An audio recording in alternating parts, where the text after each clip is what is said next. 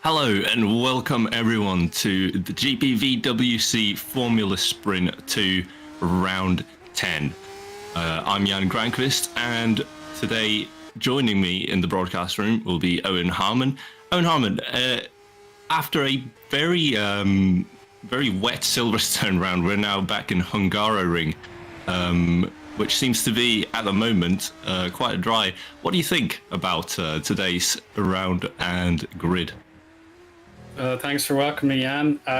Today should definitely bring out a strong force of competition, knowing that Luke Mitchell has returned after missing the previous round.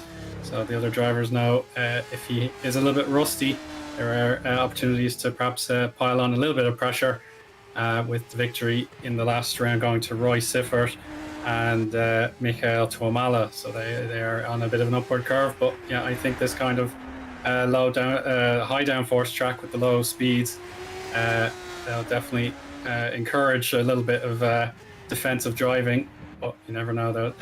There's plenty of room for a strong qualifying lap, and if anyone can do it, then let's look forward and see what happens. Yeah, you bring a very good point there. It's very much a track where you can really bring out the best of your defensive skills with not much to offer in terms of overtaking, because there's really only one overtaking zone, and that's the DRS zone through the start-finish straight. And yeah, after a very exciting round last time with Luke Mitchell not being part of it, this time we can see him back in action. And we'll start seeing our first times come up to the board. Roy Seifert here with a purple first sector. Well, he go his P3 behind Oliver Tarras, Massi Riboli, Maxime Beaulieu in P2. Luke Mitchell, however, taking provisional pole by 2/10. Yeah, that's a great banker lap to set just within the middle of the 1 minute 30s. And then Beaulieu for optimal there, P2, with the other Alpha Sierra, Riboli P3, and then Nichols there for Kings Racing on the second row as well. That's very mighty, but yeah, the other drivers know they've got to dig a little bit deeper if they want to unsettle the championship leader. Yeah, absolutely. At the moment, Scott Mitchell-Mom also gets to set his lap. He's now P2 in that 2/10 mark, precisely 2/10 mark, I should say. So it's the Mitchells leading in qualifying right now, but so far, so good with the gaps. It looks quite close, to be honest, all the way in the top 10. That 2/10 mark seems to be very popular today. Absolutely, yeah. Judging by probably Luke's lap time, where did he really buy that extra bit of pace? It's probably, yeah, Sector 1 is very strong for him. Look at that. Compare, yeah, maybe Sector 3 as well. Yeah, looking good here again for another purple. First sector was perhaps second sector not as strong. Yeah, second sector though, only 300ths down. So I mean, anything's possible if he can just set his best final sector as he does. He's now 4/10 up the road. That is quite a bit of dominance shown here, only at the 10-minute mark of qualifying. So yeah, he's definitely got one hand on pole position already.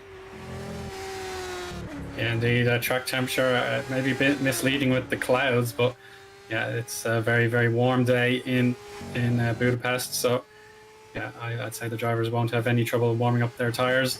Tom Parker has actually put in a strong second sector here. You want to break further into that top 5 and possibly challenge for the front row. So let's see how he gets on into the penultimate corner, and then the final. Oh, he's abandons the lap. That's interesting choice. But yeah, there's also, not only is this a track where it's very tricky to overtake, because this track is very tricky to overtake, it's one of the most important this season in terms of qualifying. So if you can nail your qualifying, you're in for a very good race here, because really, realistically, if you have to start far lower down the grid, you're going to have a very tricky time trying to make progress, especially in these cars where there isn't really any tactics out there. You just have to make it through raw pace and dedication. Indeed, yeah. And the fact that the grid, there hopefully the maximum turnout of 30 drivers, that'll be even harder if you're if you're in, let's say, 20th to 25th, you know, you've still got plenty of challengers behind you, but to get into those points, you have to really push your luck and maybe take one or two massive risks to see if it pays off. Mitchell Malm here, pretty much down in sector 2, about half a second on his previous best, but yeah, he realizes that and pulls in for a retry for the next lap. Yeah, interestingly, it looks like the drivers are opting to only do one qualifying run until they go back into the pits and escape back to their garage.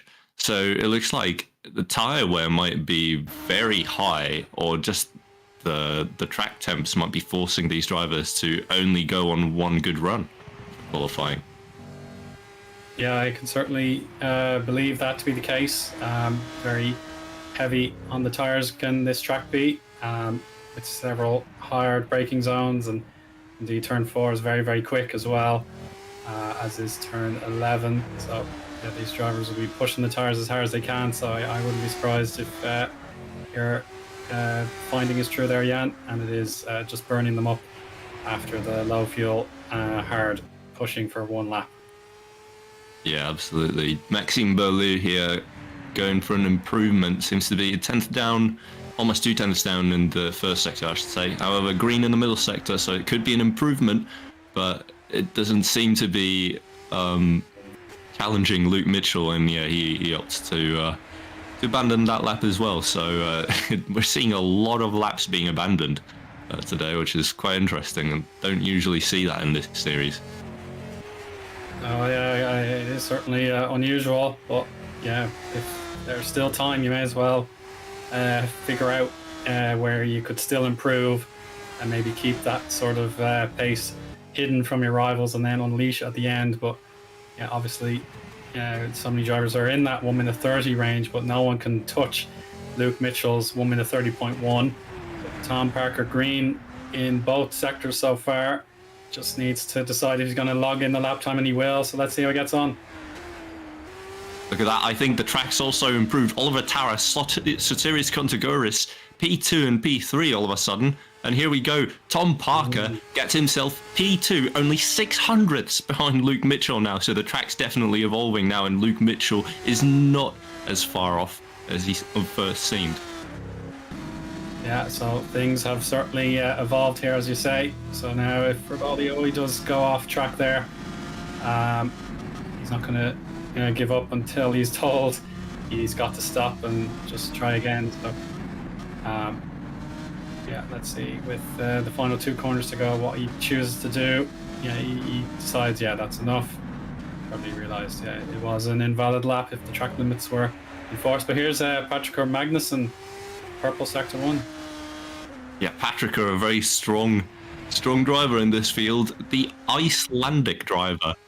However, in the middle sector, it looks like he's gone down by nearly 3 seconds. So he's definitely abandoned this run, or he's done a mistake. So yeah, unfortunate for him, but he's looking strong for that first sector. Obviously, Scott Mitchell-Malm now going on his lap, middle sector, again yellow, but still potentially on for an improvement. But yeah, at this point, we'd already be expecting times challenging Luke Mitchell up there in the low 1 minute 30s, and here he goes. He doesn't abandon the lap, so we're just about to see what Scott Mitchell-Malm can do. As he goes through the final sector, it is an improvement, but doesn't really improve his position in P6. He's now 4 tenths down on Luke Mitchell as he was before. Yeah, well, at least he still has the belief he can find that better pace in the second sector and possibly challenge Taras, Dykes and Kontagoras. But now let's check in on Lucas Thailand, who in FS1 way back in Imola made a massive impression. Here he is in his regular FS2 seat. Not quite able to go green in the second sector, but it's only 500ths really. So this could definitely get him closer to a top 10 challenge if he decides to carry on. No, I'm afraid not. I suppose he was hinting at it going so deep out of turn 13. Roy Eifert, meanwhile, has just jumped into P4, so times are getting close now. It's again a 2/10 mark between Luke Mitchell and some of the rest while some of the drivers are still finding it a bit difficult to find those improvements. The track has got a bit more grip, could be setup dependent, but Maxime Berlou, P3 at the moment. I think he's just set his lap, so he's likely now going on a cool down lap if he's following what we've been seeing today with all the other drivers. But yeah, qualifying's getting close. Tom Parker only 600ths away, 3 more minutes to go, and yeah, this one's hopefully going to spice up all the way towards the end.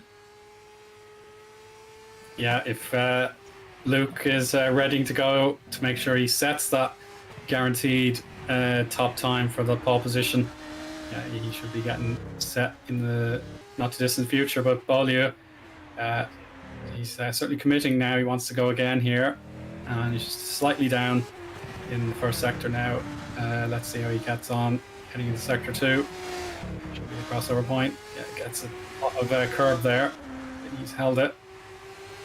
And a challenging turn right of 11.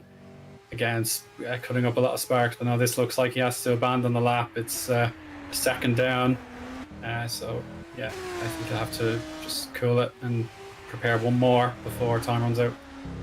Yeah, it's too much down, but here comes Tommi Koivunen. Looking decent through the first 2 sectors. All he has to do is now nail the final sector, and he'll be on for quite an improvement. Potentially almost 10 places to be gained here.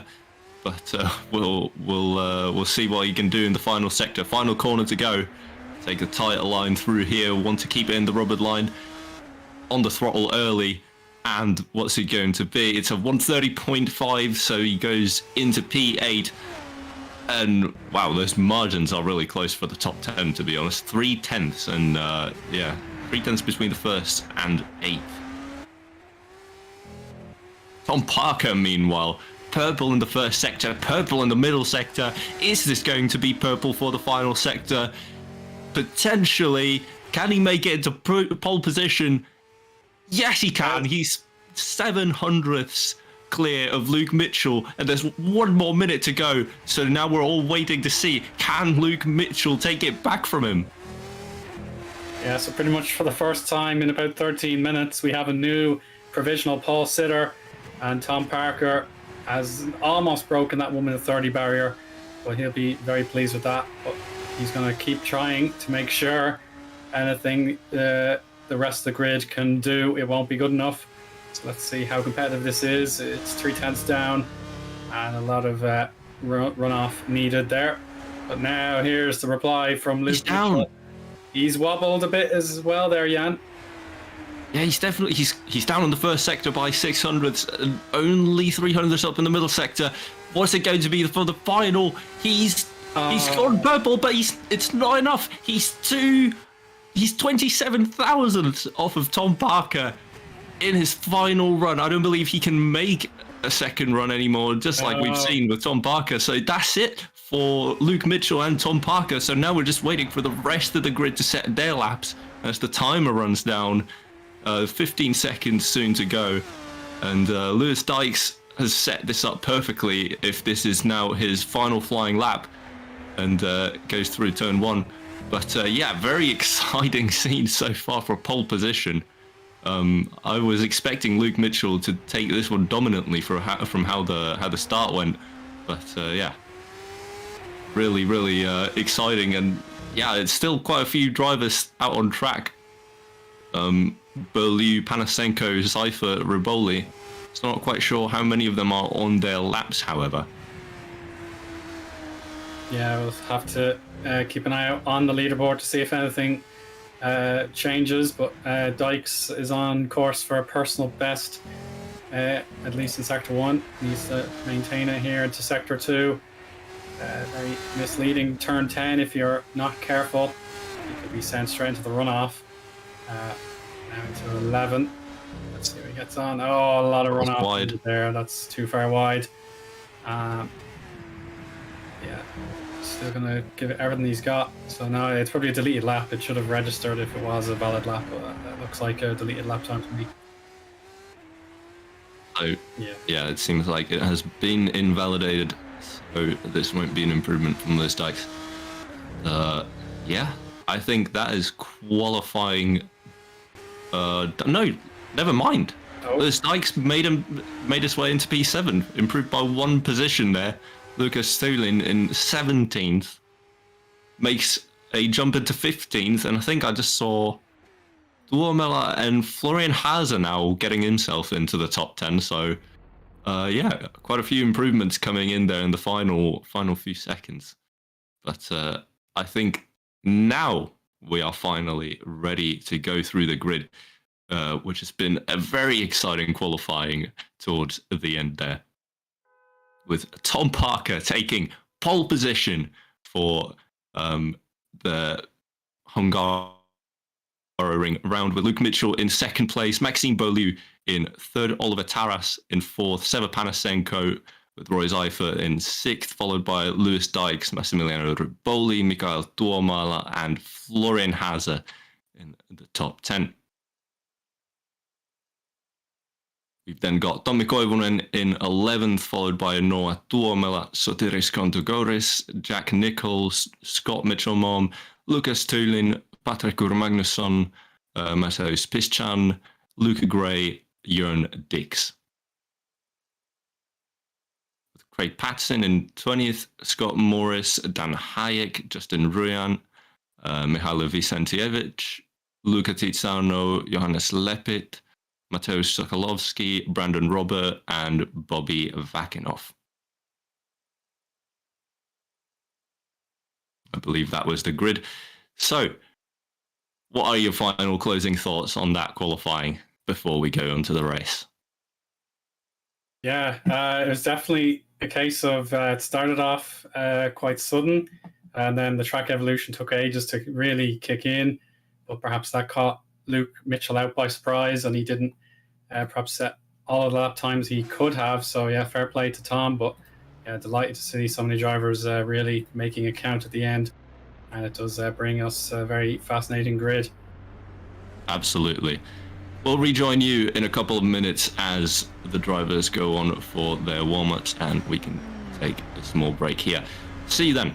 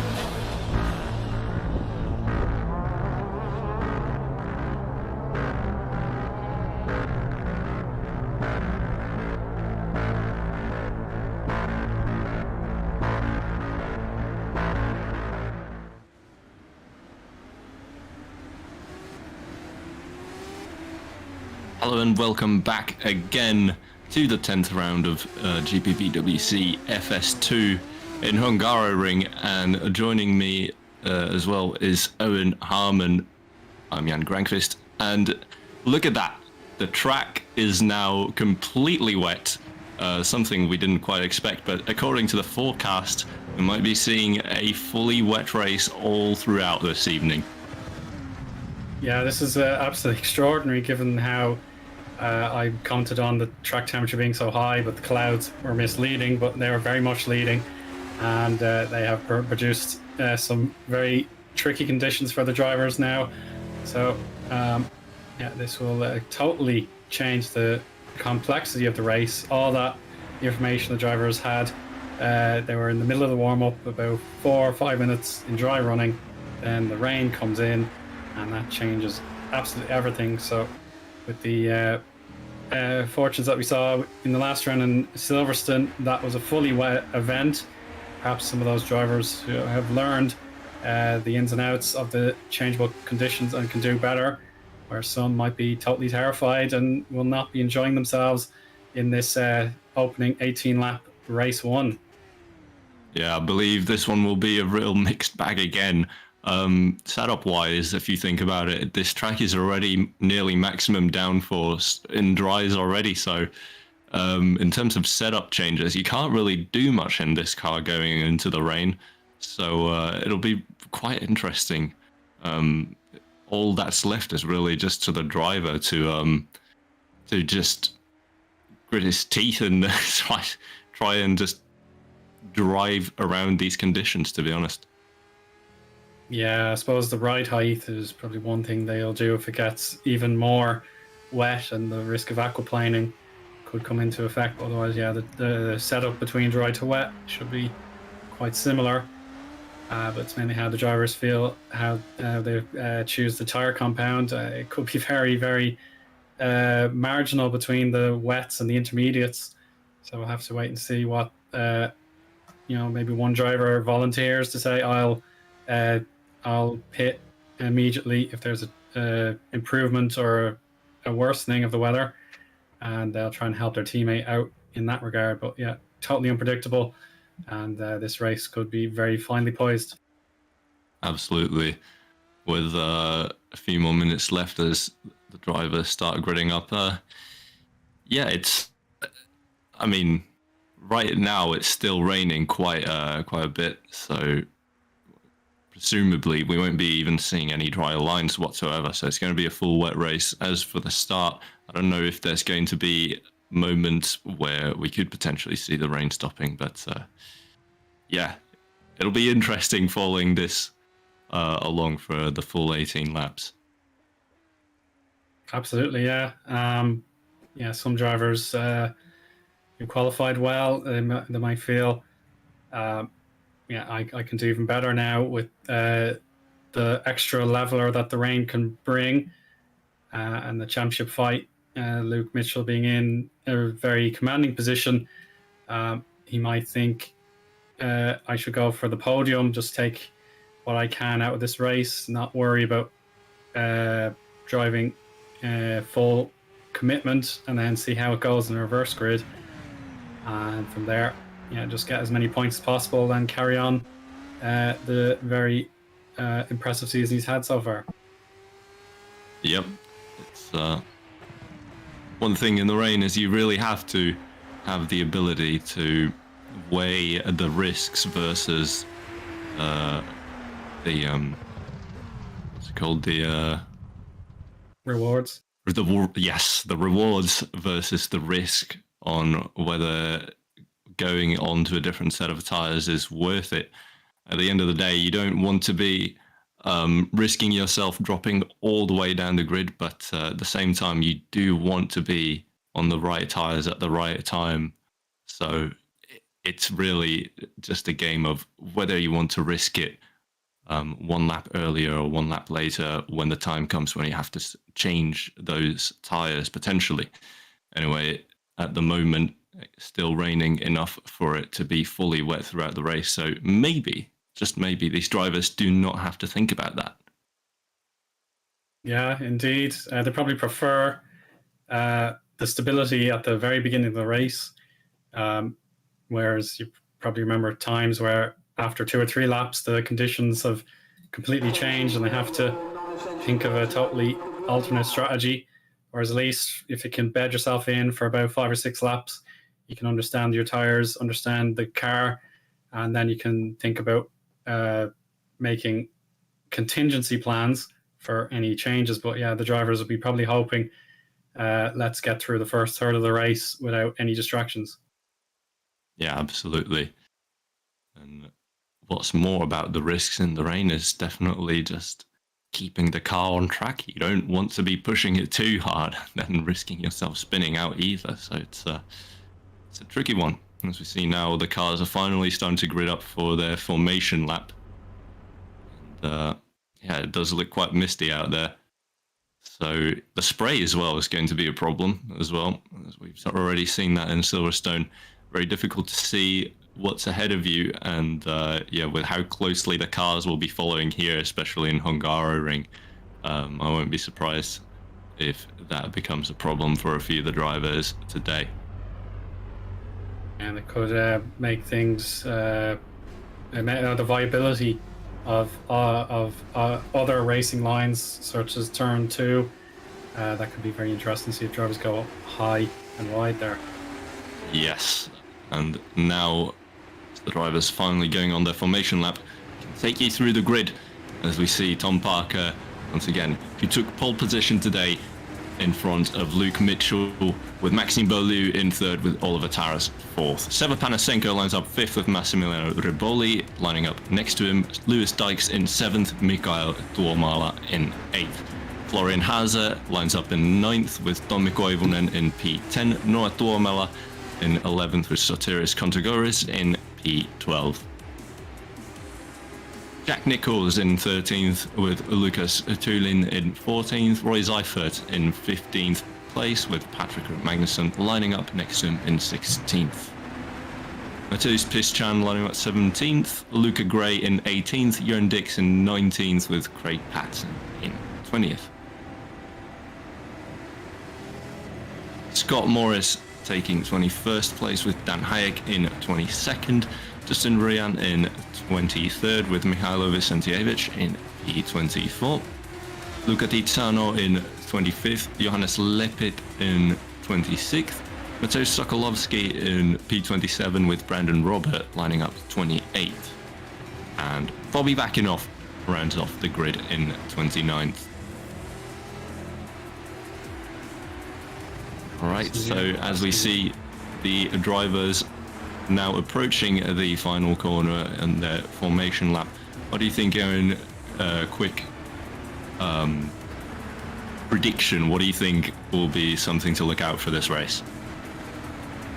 Yeah, I think drivers like Tom Parker with so much experience, he has a great advantage. But we could see some drivers, they know they have to score highly. They will want to compete as hard as they can. So yeah, it could be perhaps Beaulieu will want to go as hard as he can against these top 2 drivers and really compete for the win in this first race.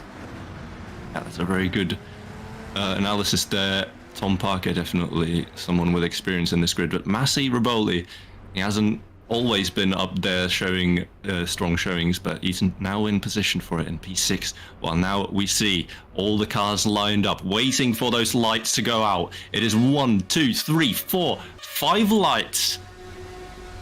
And it's lights out, and away we go. Tom Parker there in P1 takes a great start already, is fully in front of Luke Mitchell. However, Luke Mitchell on the slipstream, but then there's Maxime Beaulieu on the outside. He's got a clear line ahead of him to go through the braking zone. However, he opts to stay behind. But look at that, Oliver Taras through the inside. Can he make the move on Luke Mitchell? I don't think so. Luke Mitchell's just far enough in front, but Tom Parker, he's already got quite far in front of them in P1.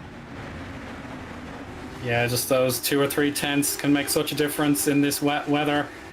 Taras, absolutely blinding start for him, representing our academy. Yellow flags perhaps in the background there, but yeah, so much spray on the hill climb up to turn 4 can be very, very treacherous if you're not careful. We'll see the likes of Tuomela and Tuomala there together. So, yeah, that's one for me. I've got to be alert to those drivers with similar names. But now Taras has lost out badly in the sector 2 here, so he's lost that podium and is now 6th. Panashenko P4 and Tuomala P5. Yeah, that's actually very true. That he's lost that. He was almost challenging for P2 there for a moment, Oliver Taras was, but now he's dropped down all the way back to P6. While here's Noah Tuomela, very similar name to Tuomala, which is I can believe that's very confusing for a non-Finnish speaker. So yeah, it's an interesting one. But yeah, he's currently sat in P7. And at the moment, Tom Parker leading by nearly 4/10 over Luke Mitchell. But so far, all these gaps are still finding their places in this grid at the moment. Patrick Magnusson around the outside of is that Koivunen? Yes, he's gone around the outside of Tommi Koivunen and is now in P11. However, that slipstream looks pretty powerful here, and just might be that Koivunen might come back at him. No, he breaks a bit earlier there, but secures his P12 from Roy Seifert, who was looking a bit feisty as well in P13. Yeah, so we can see some drivers, they are not settled. They want to keep pushing. Watching out for Dykes, that was, I think, on the attack, but didn't pay off. You can just sense the dread I'm sure those drivers are feeling as around the outside. That is still the attack between Dykes and Taras. So Taras is now losing out even further. Dykes P6. But yeah, Tom Parker, is he able to carry on this half a second lead and build on it? It seems like Luke, he's already a second clear of Beaulieu as well. So yeah, it seems those two are in a league of their own. And Taras, just needs to calm down now. That looks very much like a two-way fight for the lead at the moment. Luke Mitchell versus Tom Parker. To be fair, they were not separated by much in qualifying, so I wouldn't expect them to be separated by much in the race either. It's going to be interesting between those two. Still within a second of each other, but no DRS to be used in these conditions. There's a car outside. There's a car on the grass there. It's Taras. Taras has lost out and kept losing out more, but okay, he's gone back on track. He's now in P15. That's still a point scoring position. If he can just keep nursing that car towards the end, he could still score points, but that is a very unfortunate driver error there, potentially for Oliver Taras, unless something else happened that we did not see. Roy Seifert eyeing out a move onto P10 from Patrick Magnusson. Down the inside he goes. Magnusson takes the outside line. Looks very equal through the exit, although Roy Seifert is now ahead of Patrick Magnusson, and I believe that will be the case going into turn 2. Yeah, these two look very equally matched at the moment. Positions are going to be hotly contested here. Siffert has taken it for the moment, but Magnusson still has belief, I'm sure, that he can win that place back. Dykes here, P6, is giving Mikhail Tuomala a little bit of food for thought now. Into the tricky chicane 6 and 7. It's just follow the leader for this sector in particular. Got to make sure that spray does not distract you. You can see Dykes catching a little bit of a slide. All under control, really. Oh no, that's not under control. He's gonna catch it, thankfully, but that's a very high sector or high speed part of the track, Jan. Yeah, look, that's a few drivers also having to take avoiding action there, going a bit wide through the exit there. Lucas Tulin, in P8 at the moment, trying to secure his place. Look at that, going through the outside is again Dyke sliding it all the way through. He's not finding those rears very comfortable in these conditions for sure.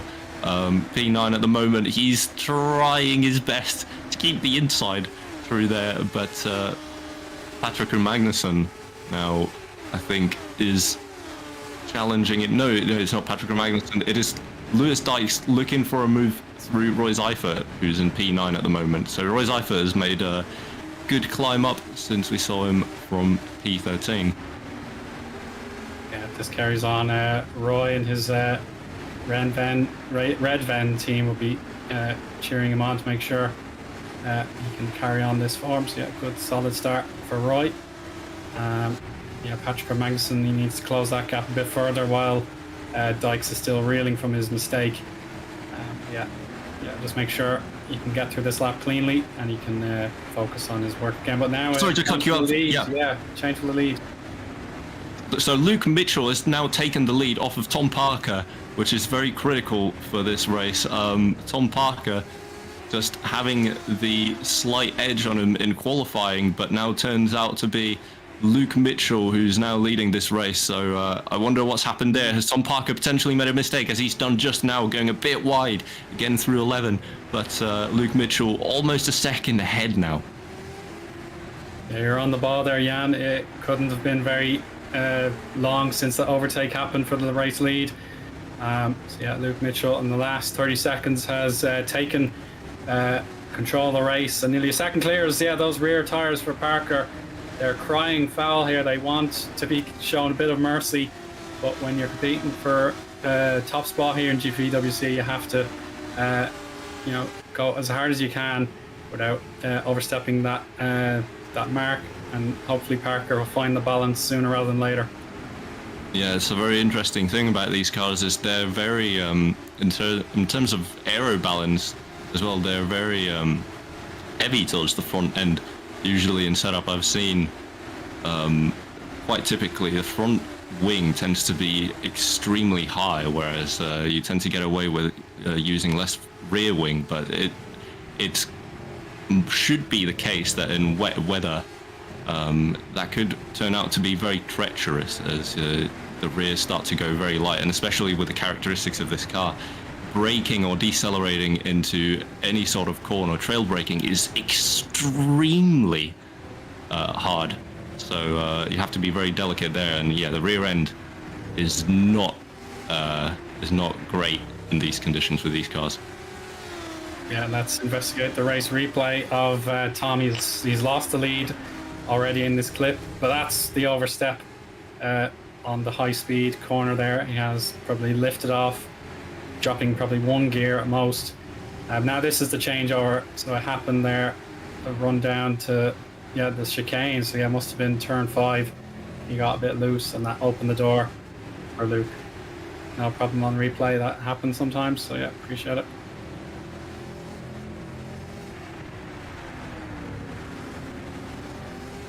Yeah, it's a strange place from the looks of it to lose their position, but essentially they've already been side by side through there, or Tom Parker's made a mistake. But here we see it again from the view of Tom Parker.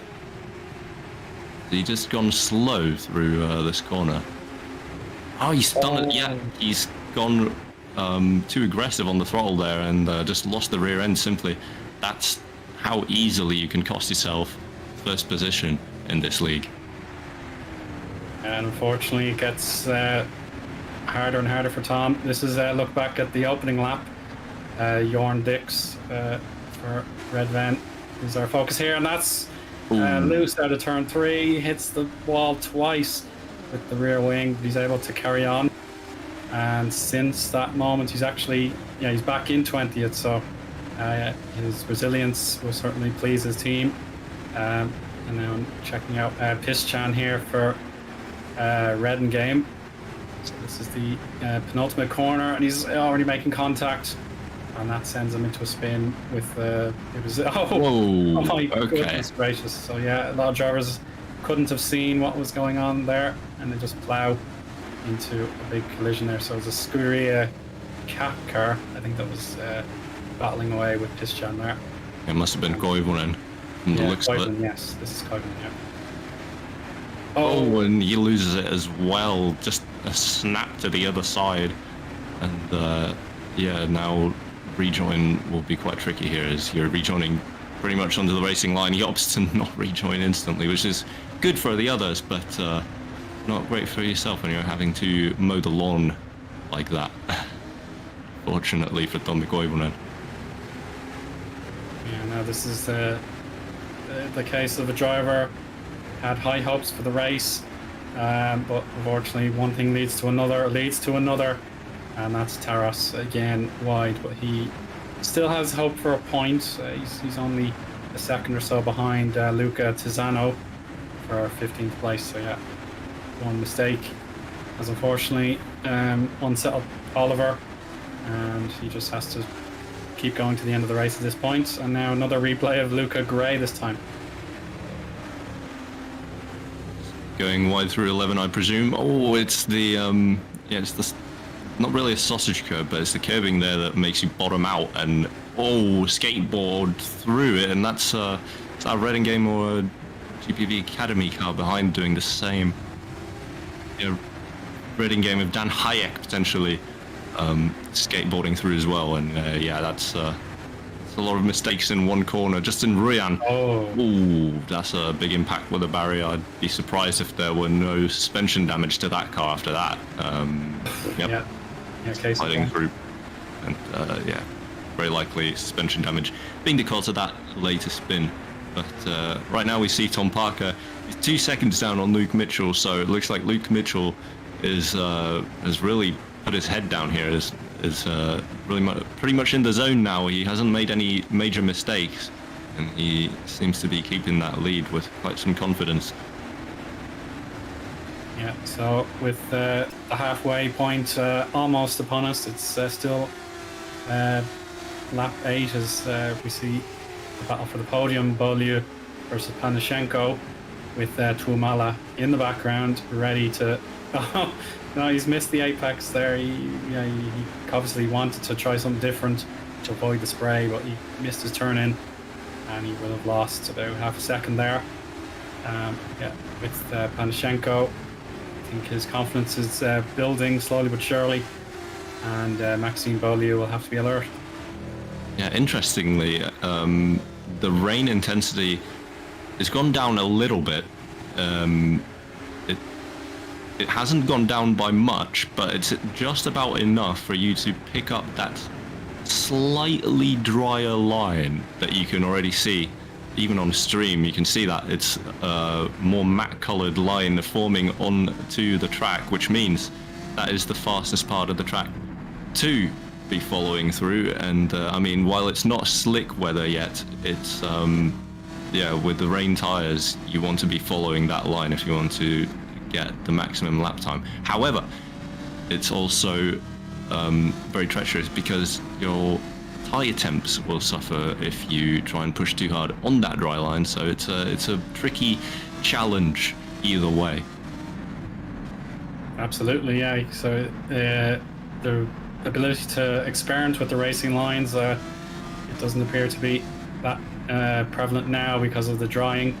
You can see on board with Seva, he's a bit close to the apex, and Maxime was in the middle of the track. So that will hopefully be as far as they need to go to keep the tires cool, but still competitive at the same time. But yeah, full credit there to Mikhail as well. He got a 144 despite his unorthodox entry into the first corner. So he's still got rapid pace today. Wow, yeah, that's quite impressive. To be honest, I do think the conditions, they're getting better, so we might be seeing faster and faster lap times emerge now. But Maxime Beaulieu, full credit to him to be keeping P3 for this long. He's been keeping 2 cars behind him, specifically Panasenko and Tuomala, and these 3 do not want to make any mistakes whatsoever, even though on the pictures it may seem that they're far ahead of their rivals. Just one slip of the throttle and they will be dropping down the grid order just as much as the rest we've seen today. Replay of Brandon Robert. Without a rear wing, it's Brandon Robert.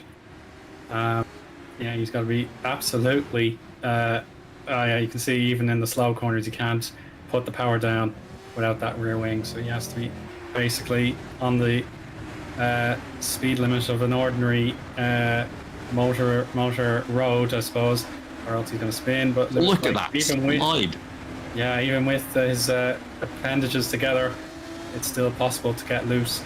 Yeah, he carries on, and he is 14th at the moment. So still plenty more up for grabs. Now Taras is challenging. That would be Tizzano, but it's Tizzano. Oh, he's got a block.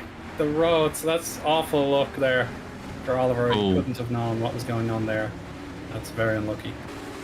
Yeah, it's very unfortunate there. All you can really do is slam your brakes and hope that you don't hit the car ahead.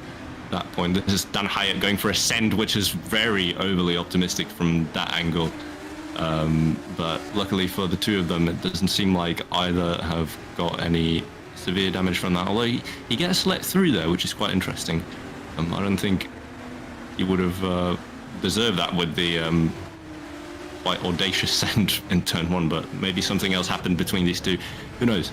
Yeah. But let's resume the race from Dan Hyatt's position. He's 23rd at the moment, 8 seconds in the next car, so it's quite a bit of a no man's land with those people outside the points. Mikael Tuomala in P5, and it seems like it's stopped raining. It has fully stopped raining. It is now no rain whatsoever. The track will be drying out for the next 8 laps potentially, and we might even see slicks towards the end of this race. Now this will make the race fall on its head entirely, depending on how we see the strategy played out by these drivers. Yeah, and it's not even a case of if you're a P16 or thereabouts, you still have to be very considerate, because there are so many rewards if you get this right now. So if you're P16, it's not like you can just pit, let's say lap 12 when the track dries out even further. You have to be still alert, because the reverse grid, that could be a bounty in of itself. So it's not necessarily about getting top 5s or top 10s. It could be just getting into the points at all. That could make you very competitive for the reverse grid. But here's Oliver Taras. This is a chance for a little bit of a confidence booster. Perhaps he'll be one of the first drivers to beg for some slicks to try and make his race viable after such a strong qualifying effort. In the slipstream of Magnussen he is. So let's see. If he picks a side, he goes to the outside, which could bring him joy into turn 2. But now it seems like Patrick has it covered, but the understeer does actually counter. So this is a great chance for Oliver now to put his car in position and get a position away from the KV86 driver. And now it seems like another smart move for Patrick. Oh, they're side by side through a full throttle kink there, and it's very tricky in these conditions. You only have one line that you can go through, which will be oh no, a big slide from Maris. I think is that that's not Taras. Hold on a second. Scott Morris, yeah, that's Scott Morris. So yeah, big slide from him. Keeps it in the race, but can't imagine that has done any good to the car. But Oliver Taras as well making slight mistakes there, now dropping a bit further back, not really in contention of making a move on Magnussen. But you know what? If I were one of the cars right now around the top 10, I would consider pitting for dryers around this time. Look at that dry line. It is entirely dry at this point. So there's a lot of possibilities here for some of the drivers who may not be in that top fight. Yeah, but in fairness, down in 27th place, the new fastest lap holder is Florian Haas, 1 minute 42.7. And if the window of the Inters being at their peak lap time, we'll see drivers definitely tempted. Lucas Tylene has become the first driver, and he's got the slicks on. Yes, this is exactly what I was expecting, and we can expect quite rapid lap times from him if he can nail it on that dry line. That's how the tyres have been working in GPV so far in the season. If you time your pits just right on the dry tyres, you'll be gaining a heck of a lot of lap time on those who are running on wet tyres. So it also could be the case that Lucas Tylien has crashed before, I've just heard. So, I mean, perfect time to sort of gamble with the slicks then. And yeah, we'll be seeing him making potentially a rapid climb up as, I mean, going just a bit wide off the line there. You want to be slightly further inside when you're thinking about that dry line. You don't want to be thinking of the racing line itself. You just want to be a bit further inside. So even if you make a mistake, you'll still be fully within it. Yeah, he just skateboarded along the curb. But look at that, the car ahead of him, he's not really losing much time to him, so this could be the perfect time to be thinking of getting onto slick tires. Yeah, I totally agree, Jan. But we'll see what more teams do, because the team KKR, they've Luca Gray in P26, so they can't really use Lucas as a guinea pig to see what the story is. They just have to put Lucas for his strategy first and see how he gets on. This is the podium fight now. Boliu has gone side by side here in his defense, but Panashenko, oh, it's so close here. There's nothing between them, but in the gap, Tuomala is trying to fill it in, and he's got it. He's muscled his way through. Wow. That is a glorious pass. I don't know how he's done it, but yeah, That is incredible. absolutely genius there for Tuomala, and he finally makes a move in this battle for the final step on the podium after so much smart driving from the three of them for the last 6 or 7 laps. Absolutely, and I believe Oliver Taras is now the second driver to go and pit for the slick tyres. He's now dropped behind Lucas Tulin. These two will be the ones to look out for lap time wise. If they see improvements, I can believe a lot of the rest of the grid will start considering that change onto slick tyres as well. Absolutely, yeah. So, as I mentioned, yeah, Oliver is probably one of the drivers who really wants dry weather conditions. Yeah, so let's see if he can drag that car into the points after all. For the moment, it seems like the fastest lap is being traded by the top contenders. Tom Parker, 141.397 or thereabouts. Oh, sorry, it's Luca Gray gets fastest lap now, so it could be a close call between the two compounds. The other thing is Lucas Tulin, who's also pitted for the slicks, has set a personal best first sector by nearly 0.3 over the rain tyres. So it looks like the slick tyres, if you can nail a lap with them, you're going to be potentially nearly a second quicker at this point, and it'll only be going faster towards the end of this race. Yeah, that's for sure. Oh, goodness gracious. That's it. Oh, it's all developed here. Boliu with the slip, but Tuomala with a complete 180, and he does recover it. And he's met here now by Riboli.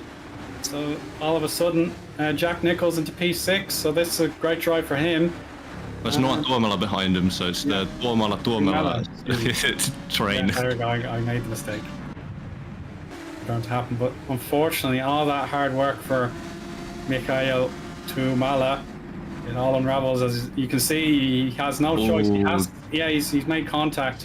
Couldn't possibly avoid the loose driver in front of him. And there you go. He does eventually rescue it, but around the outside goes Nichols, and then he does manage to get the block on against Noah. It's the real unfortunate part about these conditions. I mean, following the car in front that close and having this dry line, there's not much you can do. So yeah, there's a old replay of Lucas Tulin. Yeah. From before his pit stop. So that's the reason why Lucas Tulin opted out to go on the slicks first, and I think that was a perfect gamble. I mean, really, what else could he have done at that point? Would have been a bit weird going on back onto the wet after that. So yeah, he's done it perfectly at that point. But yeah, as for the lead, Tom Parker 2.6 behind Luke Mitchell as it stands, and Luke Mitchell only 4 more laps for him, more like 3.5 laps after this, and he could very well have the win in his hands. I mean, to be honest, look at the gap behind to Maxime Berlieu as well. Even if they don't opt to pit, I think they have enough of a gap to just keep that lead, nurse it to the finish line even on scorchingly hot wet tires. Yeah, they have a sufficient advantage that they can make it to the end now, but it's these drivers, obviously the podium setters are probably in that awkward middle point. If they try and pit now, they'd have to be spot on from beginning to end. and then they'll have to hope to see what happens ahead of them. Yeah, the driver is probably just in the middle of the pack here. The Volkanovs, the Dykes, the Peace-Jans, I'll have to consider, am I going to lose out to the likes of Tylene and Luca Gray and all them who have pitted, Oliver Taras obviously as well, have all pitted for slicks. Will I lose my precious points because I couldn't possibly react to those gamblers? It's quite interesting, actually. Oh. Ooh, that's a switch and almost sends. Oh no, collision there. Oh, it's Jack Nichols colliding with Panashenko, trying to react to his newfound situation, returning off the runoff, and unfortunately neither driver really saw what was going on in time. Well, yeah, that is quite. Yeah, that's not great for Panashenko after having raced consistently in that top 10 position. He'll be quite unhappy with that. Yeah, he'll be gutted to say the least. He was just basically sort of the middle right. Oh, what's going on here? This is Tuomala, isn't it? Yeah, it's Nichols' Tuomalas. Ah, that's the second one now. My bad. So yeah, Nichols has able to carry on, and Tuomala, yeah, he's got a little bit of momentum on his side, but also Riboli there in the background will also take advantage. So if anything, Riboli looks really strong here, and Nichols, in case there's any damage, he just has to be very considerate of these changing conditions. So watch out for Riboli.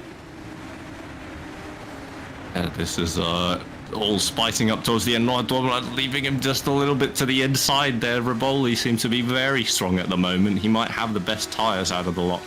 And now in the slipstream, can he pull out a move going into turn one? He'll have to send one down the inside. And I think he's just made it count. And yes, he has. He's definitely through North Dormer here. And is that DRS potentially open? Yes, it looks like DRS has now been activated as well. So DRS open for the final few laps just to make it even more spicy between these drivers. Yeah, and Noah's not going to give up until the very end here. He knows he's driven a strong race, race one today. Yeah, whatever revenge he can plot here, he'll want to find that opening very, very quickly.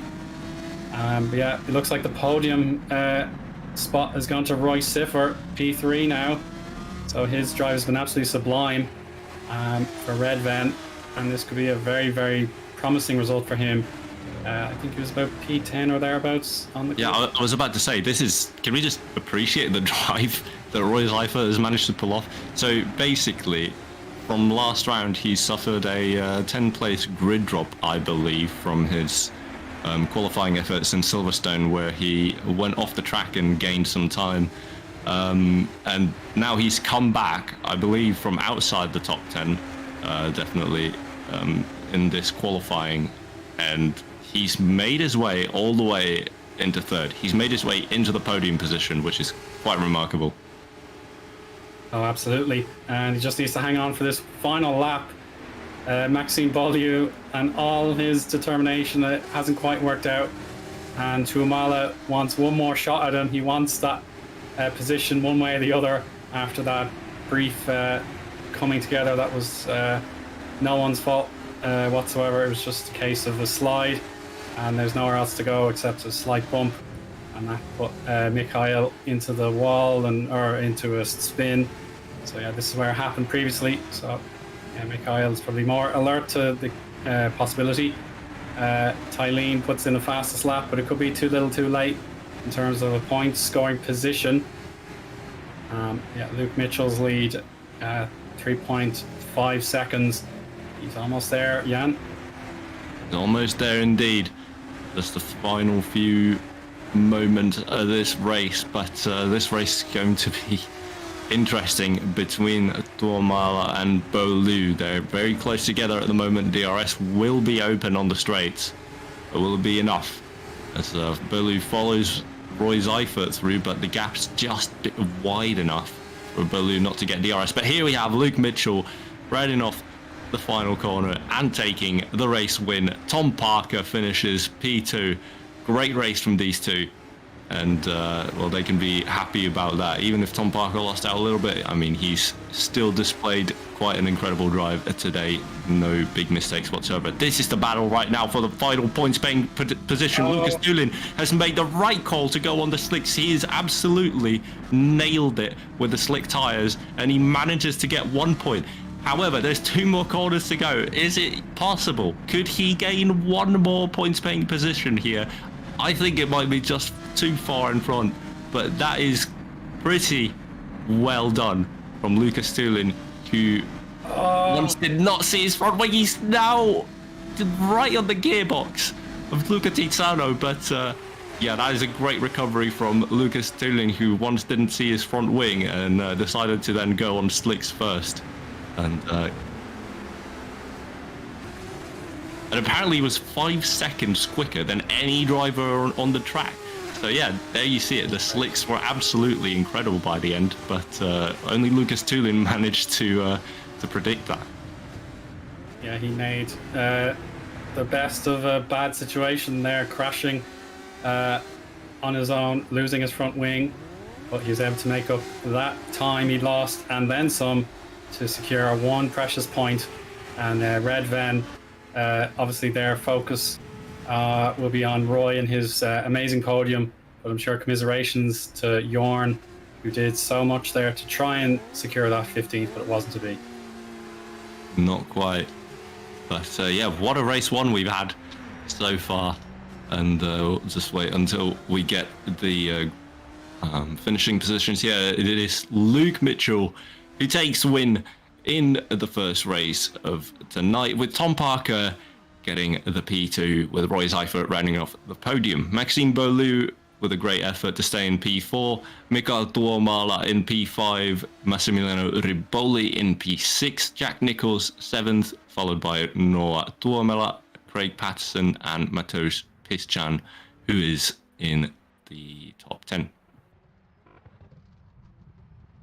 Bobby Vakinov takes 11th place with Patrikur Magnusson in 12th, Lewis Dykes 13th, Luca Tiziano just in front of Lucas Tulin, who managed to get that final points paying position in P15. Jörn Dix unfortunately just misses out in P16, Scott Morris 17th, Tommi Koivunen 18th, Dan Hayek in 19th, Mihailo Vicentievich in P20. Seva Panasenko takes P21 with Justin Royan in 22nd, Luca Gray 23rd, Sotiris Kontagoris in 24th, Mateusz Sokolovsky in 25th, with Oliver Taras counting as a DNF, interestingly, with Florian Hazer, Johannes Lepit, Brandon Robert all behind him, however, managed to still finish the race. So Oliver Taras there must have DNF'd on the final lap. Yeah, that must have been the case, and I think Bobby Valknov, I don't think he got very far. He's not even classified, so that's one driver I think qualified but didn't even appear on the classifications. Ah, interesting. But yeah, that was right. So yeah, sorry, yeah, it was just a little bit of an error there. But Vakinov definitely was there in P11 this time around. So he's made quite a big climb, to be honest, after he was qualifying. Yeah, so. Either way, quite an interesting race 1, and we'll be back to start race 2 in a little bit as we take a small break. We'll be right back with you.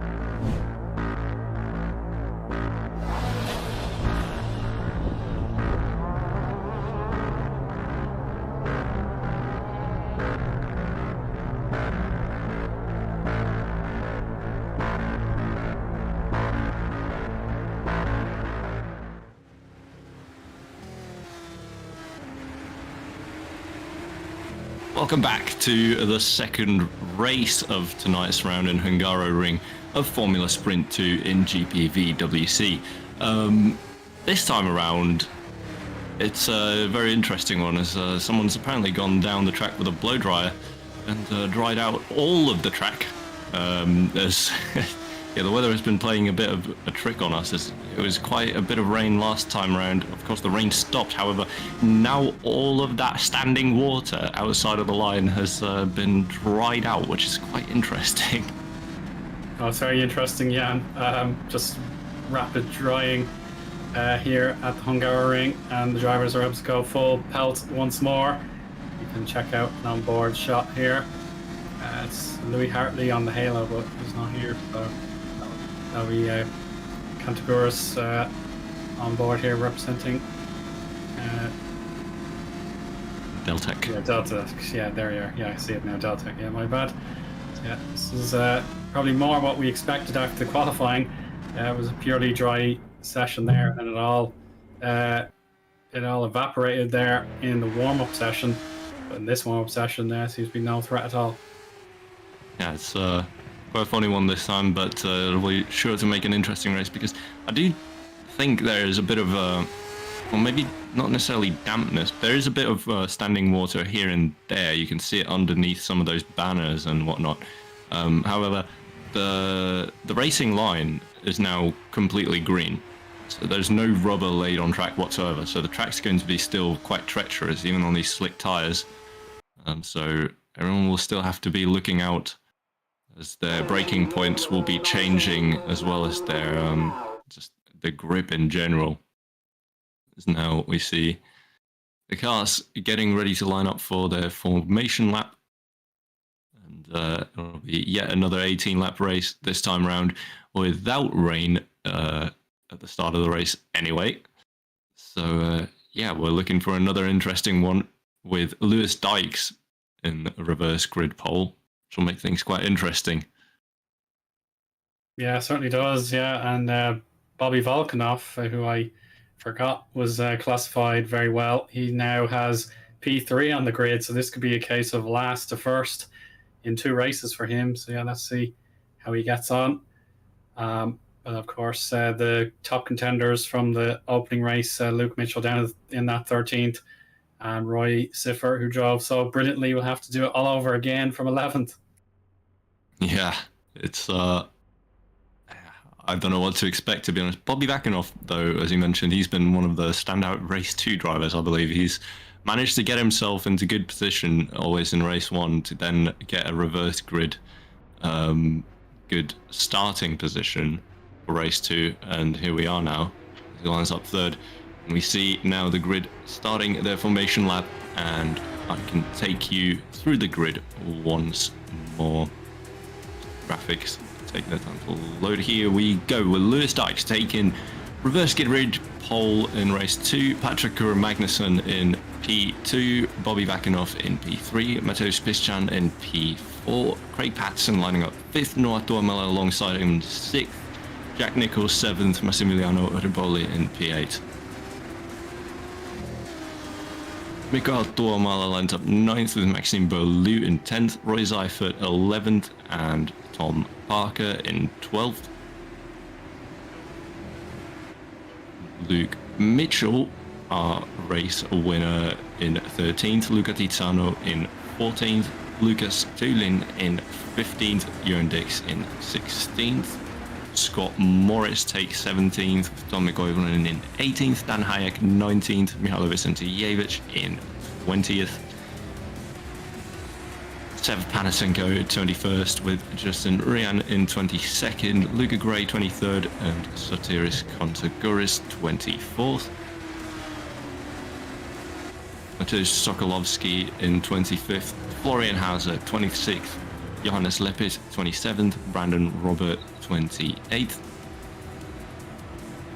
And Oliver Taras and Scott Mitchell rounding off our grid. Actually, Scott Mitchell now rejoining us, as he wasn't able to take part in race 1, I believe, actually. Yeah. I didn't think we saw him, yeah. He did qualify, but wasn't able to rejoin us race one, unfortunately, so he'll be starting off the back of the grid, but I'm sure he'll be displaying us with a ton of pace as we line up the cars for our second race. Eoin, any predictions for this one? Goodness gracious. I suppose based on form, I believe it might be too much for Parker, Mitchell and Siffer to challenge for the win, but yeah, it could be a case of someone in the middle. Tumala, very good obviously in race one, just not quite able to perfect it. Yeah, it's going to be strong case for Volkanov. He could perform another heroic similar to Canada. Absolutely. You know, in a strong position at the front of the grid where we're in a track where it is very hard to overtake. As we now see our first lights coming on, 3, 4 and 5 lights. And lights out and away we go for race 2. Lewis Dykes taking the pole. However, Patrick Magnussen has taken an amazing start and is now in first with Bobby Vakinov in the inside line, taking P2. Could take a dive into turn one. No, he spun around. He's been spun around as I think he made contact with Patrick Magnussen at the first corner. And yeah, there's chaos indeed at turn one. A lot of parts flying around. Tom Parker involved, our race one podium finisher in P2, and now facing all the way in last position. Lewis Dykes, however, has made the best out of that. He's now in P2, challenging for the race win potentially with Patrick Magnussen. Now this is going to be an interesting one. Massimiliano Riboli in P10 with his teammate Luke Mitchell following him around in P11. So this is going to be a race. The strong names that I can already see forming here of like a trio who are in the same train. Roy Seifert, Massimiliano Riboli and Luke Mitchell, all three of them are lined up together in 9th. So these three might be some drivers to look out for potentially at the end of the race if they can make all these positions. However, this is a track, again, I'll say it again, this track is very hard to overtake at, so it'll be quite the challenge even for those guys. As we round off the first lap, Maxime Berleux here in P8. It's quite a neat train so far. Oh, there's a bit of a wiggle from Jack Nicholls, so it's not going to affect him too much. However, there is going to be a run through the last corner. Mikael Dorma is right on his gearbox with Slipstream going to help us cause this time around, but no DRS just yet.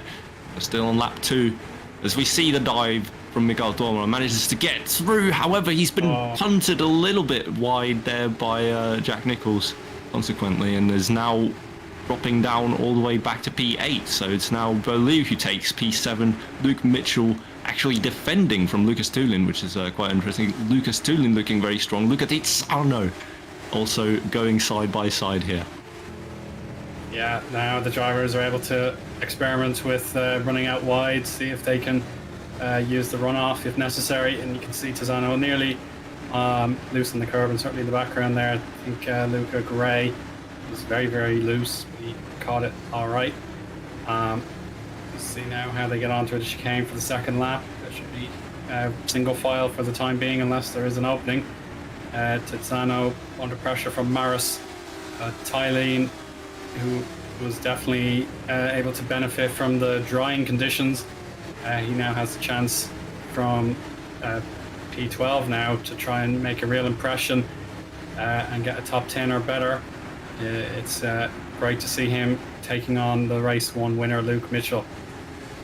Yeah, definitely. It's not often that you see that the reverse grid cutoff there with Luke Mitchell obviously being our race winner from last time around. Lucas Tulin, who was not within the top drivers last time round, he's able to challenge them in P12, which is great to see. Jack Nicholls here right behind, that's Noah Tuomala who's in P5. A lot of drivers still opting out to stay behind neatly, as DRS will be activated by the end of this lap. So we'll be seeing a lot more moves now going down into turn 1. However, turn 1 is our only opportunity for a move here, really, if you think about it. But here we see the start again from the POV of Bobby Vakinov. He gets an amazing start there with Patrakur, and now takes the inside line. And I mean, cold brakes and going for a dive into turn 1 is always going to be a risk. And yeah, that's just unfortunate contact there. He's taken the side pod and can't really avoid any of that. That is just unfortunate aftermath of that incident. So yeah. Yeah, it's a marginal game, is motorsports. If he just had a bit more power in the brakes, he would have been able to hit the curbs and make the apex properly. But when he didn't, there was nowhere else for Patrick really to go. And or so it was Lewis Dykes. No, it was Magnussen, sorry. Yeah, so Magnussen had the corner, but yeah, just so close. But yeah, that's what made the difference. And the other cars just piling in, they've nowhere to go. And that's Tom Parker getting looped around. And he resumed after he didn't have any major damage, but he's now 27th. And he said in YouTube chat. Oh, I'm sorry to cut it off, but Patrick and Lewis Dykes are going side by side into turn 1. Lewis Dykes eyeing out that first position for race 2. He's P2 still. DRS is open, and is it open? Who is it open for? I cannot tell from this field. Dykes had it open, yeah. Dykes had it open. So here we go. Lewis Dykes now takes P1 from Patrick Magnussen and is now in clear air, and now he'll be able to put in those lap times that he would want, and we'll be seeing if Patrick Magnussen can keep up with this. Yeah, this is crucial now for Magnussen, who had the lead from the first corner. He got a better launch. Lewis has rallied, and he's got the lead back. You can see fastest lap for Tom Parker, but unfortunately he's not going to be a factor in the race. He had it very tough in race 1, he said, even if it was good enough for P2. So it's going to be even harder now for him. But yeah, you can see Lewis pulling out fantastically well here. We're going to check out the sector splits in just a moment. You can see, yeah, it's 0.6 of a second better off for Lewis. He could be set for a very commanding lap time here. And with Pischan there in P3, it seems like his job is to defend from Patterson in the priority 1 car. That's almost a second already as we go onto the straight. I think Lewis Dykes just has a very good race setup here, but Craig Patterson in P4, he's got the DRS open. He has to fend off from Noah Dormala, who's also closing in on him on the straight. Is he going to send one down the outside? It's going to be close, but yeah, our biggest braking zone in this track, and that's potentially where most of our moves are going to be made. However, Noah Dormala still in the slipstream, almost catches the another opportunity there through Patterson, but not quite. See Lucas Doolin, Dan Hayek in P18. Wow, these cars are really on each other's gearbox. Look at that. Just one extra move there and they would be punting each other off the track. That's how close they are. Yeah, it's Luca Gray in front of Solikovsky in the queue, and Oliver Taras, who wants to make what he can of this evening, having lost a brilliant qualifying time. Yeah, he's making some positions up now. Yeah, at the back of the queue, yeah, he's got to be mindful of Colvinen as well, and Scott Mitchell-Mann, another driver who had strong qualifying but didn't work out in the first race. And now he's back for race 2. Yeah, so plenty of competitive drivers just outside the points. Yeah, let me tell you, Tom Parker, second lap in a row in purple. He's making some crazy progress, but I mean, he's very far down the grid, but he is definitely not lost hope. I think there's very much still the case of if there's a little bit of rain by the end of the race, you might be able to strategize something out of it, but at the moment, Tom Parker will just have to try his best in these conditions. Keep pulling those lap times together. He's definitely showing us just what he's capable of with those lap times. And Roy Dyfert there on the outside of Jack Nichols. Jack Nichols takes the inside and he's still P7. Roy Dyfert in 8th position, eyeing out that move. Mikael Dormala behind him, Massimiliano Riboli in P10. Luke Mitchell, interestingly enough, has dropped down to P12. So Lucas Doolin is now in 11th place. So he's challenging our race 1 winner from not even getting reverse grid. So that is very impressive from our Swedish driver. Yeah, we know what talent he's got. I'm sure bigger things are going to await him in the future, but for now, this massive queue, it's just who's going to blink first. As we see the other King's racing car, his attack actually paid off brilliantly there. Oh no, actually no, I didn't finish the replay there, and it was a collision. That's not Koivunen. going to look great on Koivunen, to be honest. I mean, not much to do there. I mean, very little time to react to it, but yeah, catches the curb there, and at this point, yeah, see, he can't really get the ideal turn in. He's just going to understeer. Yeah, Already loose. Unfortunate, yeah, again, but yeah, these things happen in motorsport. But Craig Patterson around the outside, which turns into the inside. There's very little space left for him. Almost runs four-wheel drifting straight into, I think that's Tuomela.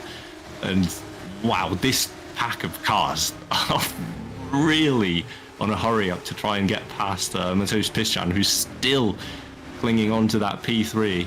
But Craig Patterson just can't make it through just yet. And Tuomela certainly is giving all that pressure as well. So yeah, this one's the pack to be looking at right now. This is interesting. Yeah, it'll keep our attention firmly gripped. You can see a little bit loose there for Patterson into turn 8, I believe that was, now into 9 and 10 coming up. Yeah, see Patterson using all the curbs, and Tuomela, he's having a little peek to see if there's an opportunity. But with DRS, it's going to be neutralized in a way, because the train effect from Piscan down, they're just going to be so equal anyway. There's no real benefit when everyone is in the same slipstream. We'll check, see on the corner exit, that could make a difference. You can see how quickly Piscan pulls down to the pit wall. Look at that train. Follows, yeah. It's like watching a snake go through. It's quite funny to see that on the straight, but Craig Patterson just doesn't have enough top speed to challenge Mateusz Piscan on that straight. It looks like Mateusz has gone, interestingly enough, for a low wing setup here for race 2, and it might really pay dividends to him, because realistically, if he can just hang on in the corners, which in this track should be easier to do than any other, he could really make it difficult for anyone who's behind him to go through. Even if he has a very big pace disadvantage, he could be one of the most difficult drivers to pass here. Oh, absolutely, yeah. And you can see Patterson is getting on the ragged edge to keep up now. So he's on these medium speed corners, he's getting absolutely on the limit of what he can do before those tires have enough. And onto the runoff is Tuomela, and you can see these other drivers are frustrated. So Piscan, if this setup is as you say, Jan, this could be a masterstroke. Absolutely. Craig Patterson, though, also, as for Piscan, I think Craig Patterson has to be sort of behind him. I think the rest of the pack behind there might just have a little bit more in them. I mean, obviously, with the reverse grid being the case here, it's a very interesting one, with none of them being able to get past Piscan and none of them being able to get past Patterson right now. So if this keeps up, it could very well be a Piscan podium, which would be quite incredible, seeing as he's already dropped off 8 seconds from our race leader. Yeah, it's just a case of Piscan. He knows his job today. And what he can do now is just keep these guys at bay, get them angry, get them a bit hot under the collar. And look at that. Yeah, even wider than Patterson this time. So, it's just as you say, getting frustrated there, and the drivers now skateboarding through those curves. This could make it very risky, and Mateusz just needs to keep a calm head here, and he could really have quite a heck of a race here for him. Yeah, and Mateusz, I'm just looking at the results. He got a podium back in Jeddah, and then he got a P4 in the first race for Great Britain. But yeah, if he can hang on to this, it would be a real jolt to his championship ambitions. He'll be getting closer to the guys in about 9th or 10th.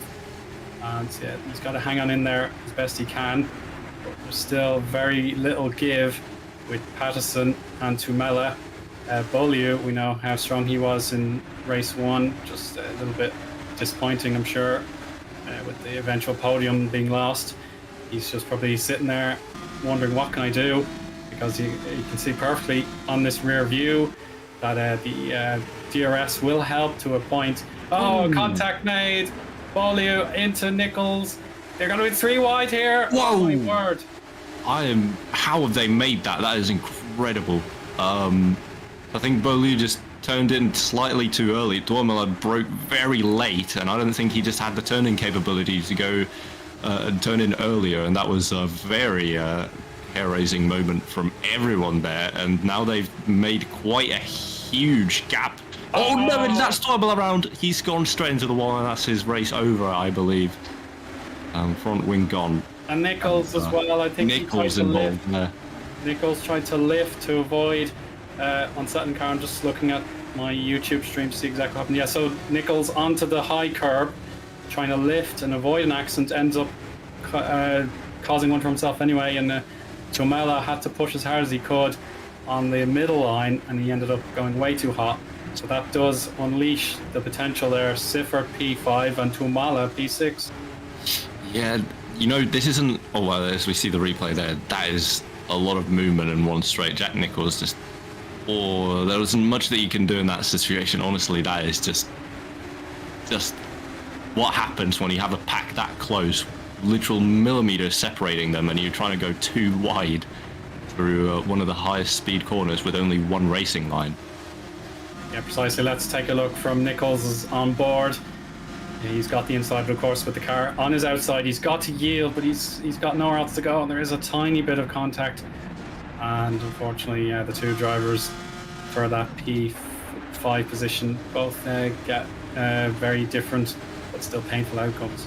As much as Duhamel would probably want to argue there that Nichols should have yielded, I don't think in the pack that close there was really much choice left there for any driver. So it's just a very unfortunate racing incident in my view anyway. As we see, that's a bit of a skateboarding moment from Duhamel. Keeps his position for now and is in P6, but you know, this whole situation now has unleashed Roy Seifert, as you've said, so this might actually not be very good for Pisjan. Roy Seifert, as we know, has really race-winning pace, potentially, and having him unleashed straight to the back of Patterson, there might be a chance, with this many laps still to go, that Roy Seifert might make it through both of them. At the moment, all Mateusz can hope is just to give Patterson that DRS aid so that Roy Seifert can't go past in that straight either. Yeah, true that. And obviously Beaulieu is just following along to see what happens. But on the board with Luke Mitchell, he's been waiting and waiting, but Riboli, his direct teammate here, has been allowed to race today, but perhaps it's finally time to say enough's enough. Let's get our championship contender, almost certainly champion to be if he keeps up this form. He's finally allowed through, and Alpha Sierra. Oh, Craig Patterson goes for the move. Oh, he's loose. Oh, gosh, they're wobbly. And now Roy Seifert's been unleashed. Yeah, Roy is unleashed, precisely. But we've got to avoid deja vu here. Craig does indeed back out and follows in single file. So yeah, all change now in the top 10 once more. Team orders on one side of it, and then another fierce battle for best of the rest just off the podium, getting more and more anxious as the laps go by. Yeah, that surprising move there really backfired onto Craig Patterson there.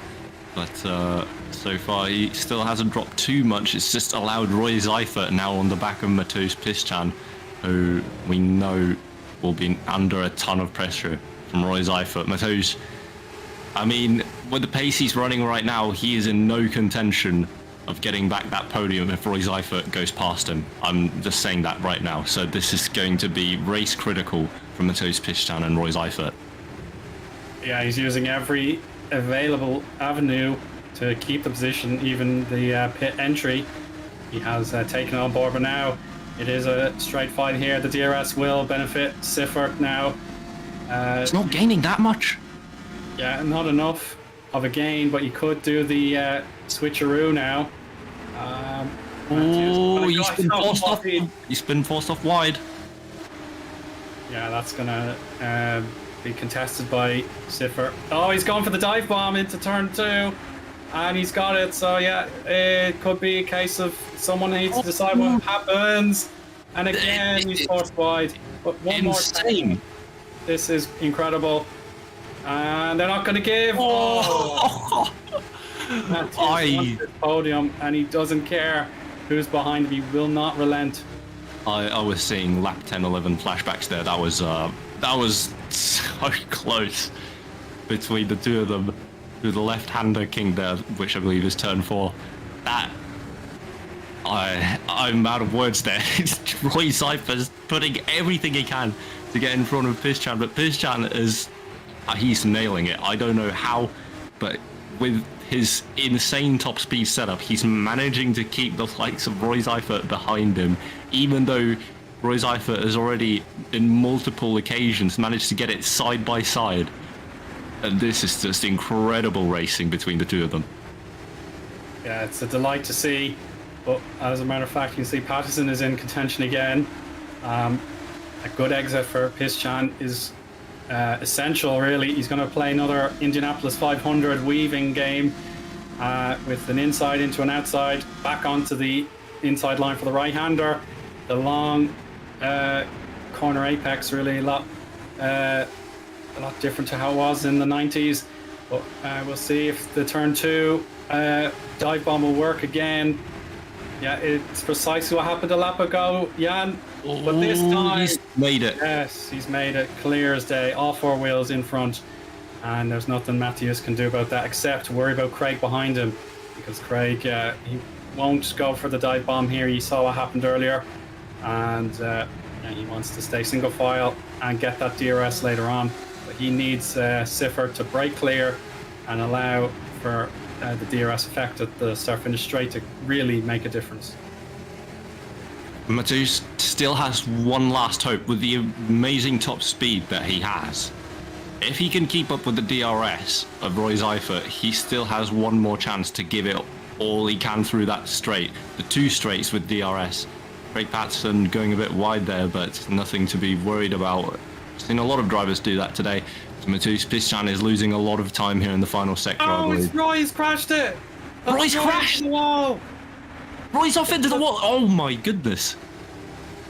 Out of the complete blue, Roy Siffer crashes at turn 12 in between turn 13, and it all begins again. Matthews Pischan has a second opportunity to finish on the podium. Craig Patterson now is the nearest contender.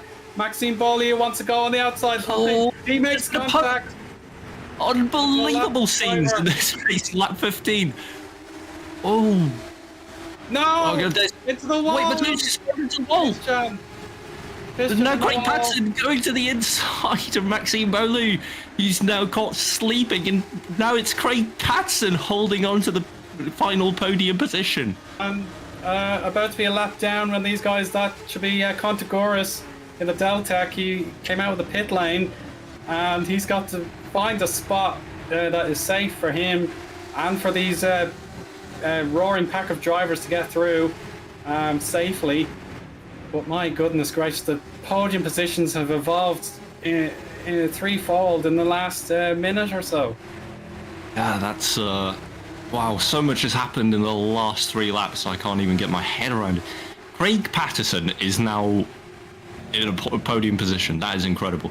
He's been driving sensible out of this pack. He's just been minding his own business, really. And I mean, Roy Cypher first crashing out, and then Matthews doing his small mistake out of turn 1 and facing the wall. But yeah, there we go. Lap traffic is now letting the leaders go by, and Craig Patterson now has to hold off that of Maxime Beaulieu behind him, and now it's going to be a fair game for everyone who's got similar top speed. I believe Mateusz might be the only one running that extremely low wing setup at the moment. Beaulieu going through the outside of turn 1. Craig Patterson trying to keep it to the inside, but I think Beaulieu's got the move done. He's still got DRS, and so he has the move done. However, there's a Duamala looking for a move potentially, but just backs out of that one in time. But Luke Mitchell is now all of a sudden climbing his way up to P6 with, I mean, to be honest, that is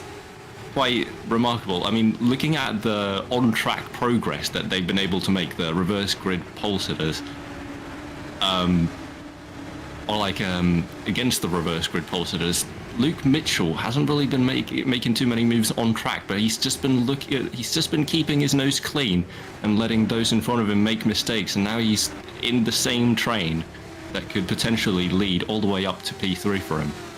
Yeah, there was some debris left behind in that sweeping section after the chicane. Thankfully, everyone avoided it. But yeah, as you say, Jan, Luke Mitchell has been very reserved in this race. He's not set for a double podium at all unless this battle in front of him disintegrates further. But because he stuck behind his teammate Massimiliano for so long, he was able to keep his tires cool and maintain his composure. And now with the remaining 2 laps, he will be able to have a go and see if any of these drivers will also buckle under the pressure. But on board with Mikhail Tuomala, he goes to the outside of turn 1. Luke Mitchell will be watching with interest. All the wheels going bump there, and on the outside line it seems to work beautifully, and that's another position lost for Craig Patterson, and he could relent here. He sees Luke on the inside. Goodness gracious, that's very sad for Craig Patterson. He loses those positions, and Luke Mitchell has 2 laps to try and get a podium. 2 positions lost in very rapid succession there for Patterson. Unfortunate for him, but Luke Mitchell with his incredible pace, I mean, he's set to even challenge that of Tuomala, who's in P4.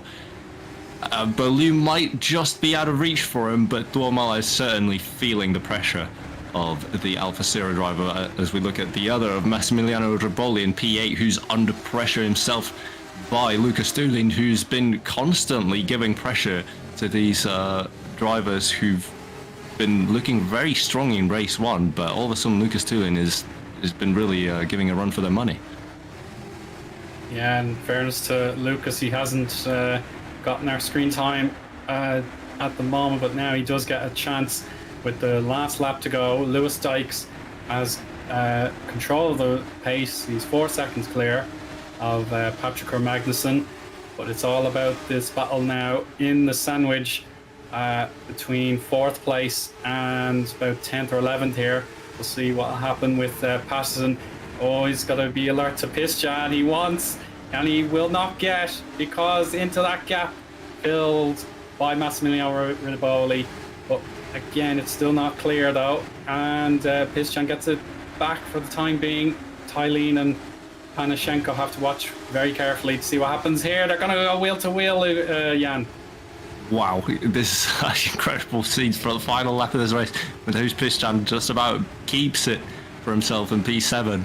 He's got the top speed advantage, which is certainly helping him defend here, but the pace he's got isn't necessarily the greatest as he struggles to get the best exit, as now it's Riboli going side by side, has to cut the chicane, Matheus has to.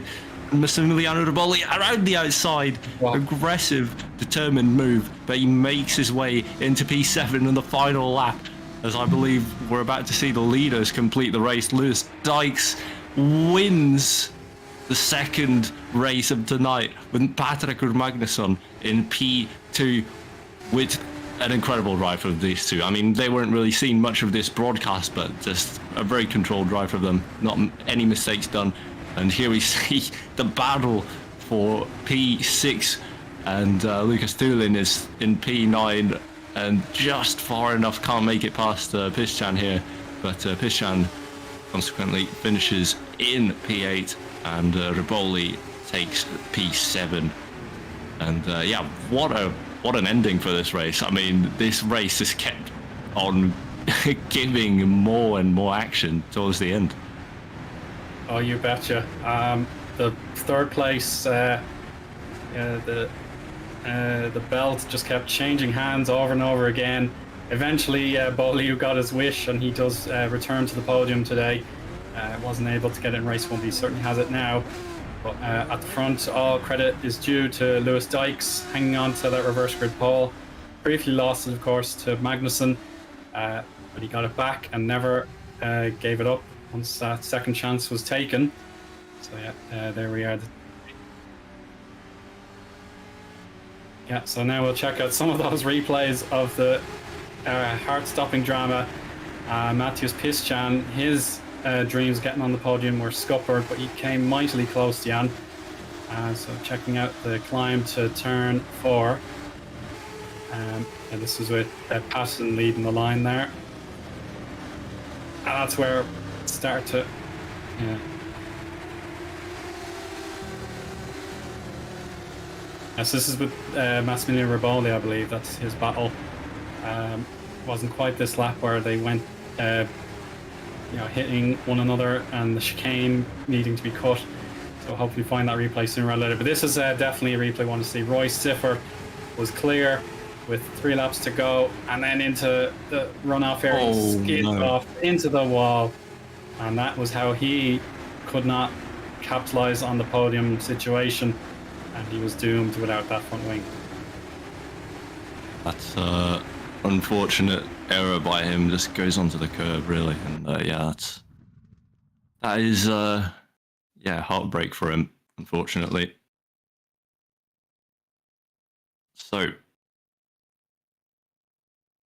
as we get on to the results of the race, we have Lewis Dykes taking the win in race 2. Patrick Magnusson, P2, amazing drive for the two of them. Maxime Berlou in P3 with Mikael Tuomala in P4. Luke Mitchell makes his way up to P5. Craig Patterson in P6. Massimiliano Riboli 7th with Matheus Pischan in 8th.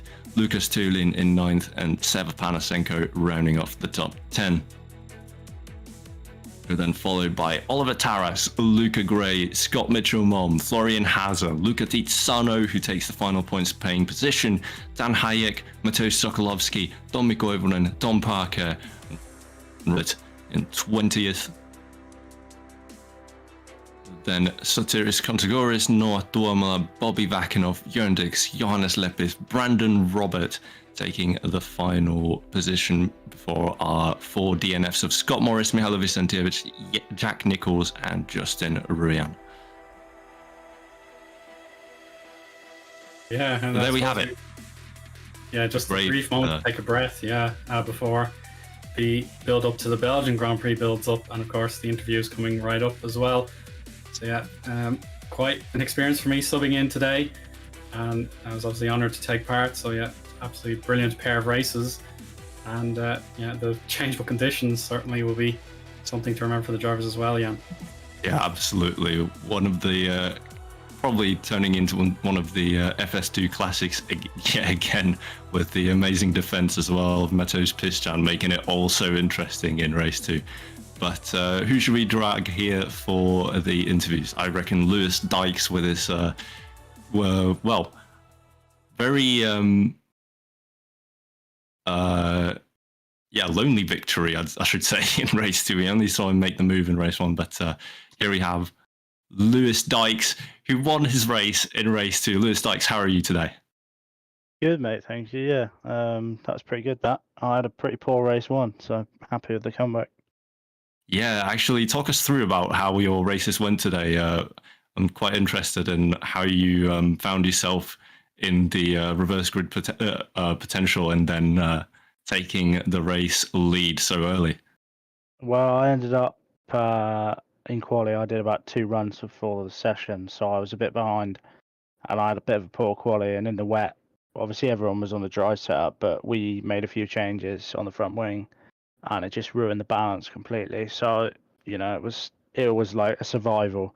And then I had a bit of wheel spin through one of the high-speed corners, and my wheel disconnected at the same time. So I just completely lost the car, and I'm surprised I didn't hit anything or anyone. So, yeah, I was quite lucky. Wow. Yeah, that sounds very eventful for that. But I can imagine as well just the sort of, I've had this before, the panic of trying to just adjust a few things just before the race starts, as you suddenly realize there's rain on track. It's quite crazy, that one. But how do you feel after the win of race 2? Yeah, it was good. I had a really poor start. I need to work on those because that's a massive weakness of mine at the moment. But it's only my second weekend in the car, so not complaining. But yeah, so just dropped back a bit in race one to I think it was P3 or P4, and then just made the moves where I could. And yeah, as soon as I got in the lead, I was just managing tyres, driving about a second off the Delta just to make sure that I had them at the end. And luckily I did because I actually hadn't completed a stint. So I was a bit in the unknown, but yeah, it worked out all right in the end. Oh, wow. Yeah, that's an impressive drive from you, Lewis Dykes. Thank you very much from my side. Owen, anything to add? I suppose quickly, Lewis, you did get overtaken by Patricker for the lead, but what made you keep cool and make sure once you got the lead back, you were going to pull away? So how do you keep calm in those situations? I think it's just I guess I'd done enough practice to know that I was quick, and at some point that his tyres were going to sort of start to go away. I was really comfortable with how the car felt, so it was just a case of keeping with him and then capitalising on an opportunity. I knew that it was a long race, so I could have done it, and I did. So yeah, it was all right, I guess. Absolutely, yeah. Thanks for your time, Lewis. Cheers, thanks very much. That was Lewis Dykes, our race winner of race 2.